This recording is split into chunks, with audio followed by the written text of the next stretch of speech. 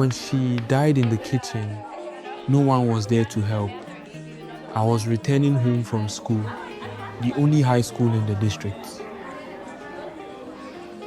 Kulo had gone to hustle on the streets to make something small, to pay my fees and take care of our mother. This is where our misery began. Everything is going to be okay, I promise. Attention students. Effective this afternoon, the school will proceed on a one-week vacation. All students are to vacate the premises in an orderly manner. This assignment is due the moment you step back into this classroom, not a day later. Vacation is not an excuse I will accept.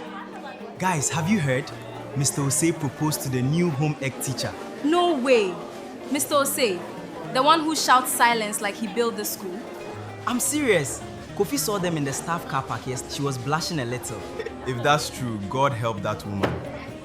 He's going to grade her cooking like it's an exam script. Kofi lies more than anyone I know. Last week he told us the headmaster was retiring. Well, I honestly thought it was true. Speaking of which, weren't you the one who almost failed last term because you slept in his class? I didn't sleep. I was just resting my eyes. That man's voice could put someone in a coma. You two are ridiculous. Let's go. The chocho isn't going to wait for gossip. Wait, if the proposal thing is true, that means we're getting a wedding invitation. If it happens, someone remind him he taught us patience in Form 2. Yes, station.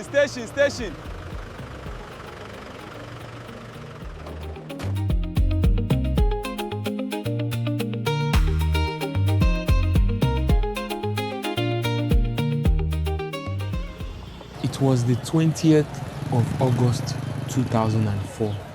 I was 12, Kulo was 18. Some things don't need noise to break you. That silence in the doorway, I still hear it, even now. Kulo was already a hustler before he had to be one.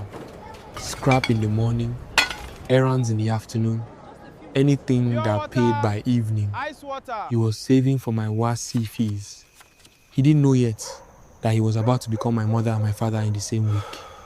That was the day my brother stopped being a boy. I didn't understand it then. I thought he was just being strong. I didn't know he had just made a promise that would nearly kill him. 4 years, Kulo did every job Nima and Kaneshi could throw at him. Some days he ate once so I could eat twice. He never called it sacrifice. He called it small, as if it was nothing, as if he wasn't breaking his back. By the time I was 16, everyone on our street had a name for him. They called him Kulo, the one who hustles like his life depends on it. It did. Every hustler reaches a corner like that one. A shortcut, standing right next to the long road, smiling at you. Kulo saw it every week. Every week, he chose the long road. I didn't know how close he came to choosing differently. Not until much later. He always talked like that, like he was reading from a book only he could see. I used to think it was just Kulo being Kulo. Now I understand. He wasn't talking to me only. He was talking to himself every single night, just to keep standing. Even a man who chooses the long road gets ambushed on it sometimes. That day, it wasn't Kulo's fault.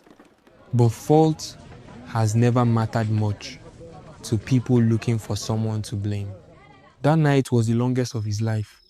He told me later, not because of the cell, because he kept thinking of my fees due in 11 days, and the small money he had saved was now paying a settlement to a man twice his size who started the whole thing.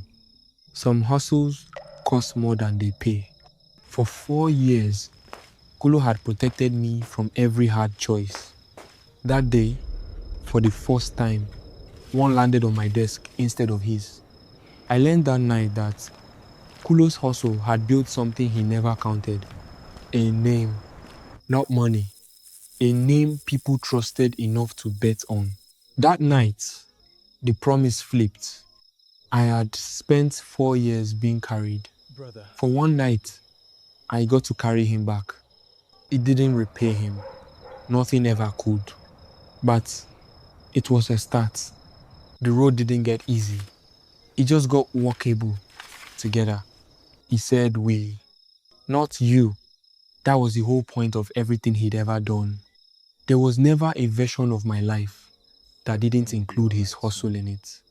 People say hustling is about money. It never was. It was about a promise made on his knees in a kitchen in 2004. And every single day, he woke up refusing to break it. This is not a story about poverty. It's a story about a brother who decided misery would end with him and made sure of it one hard day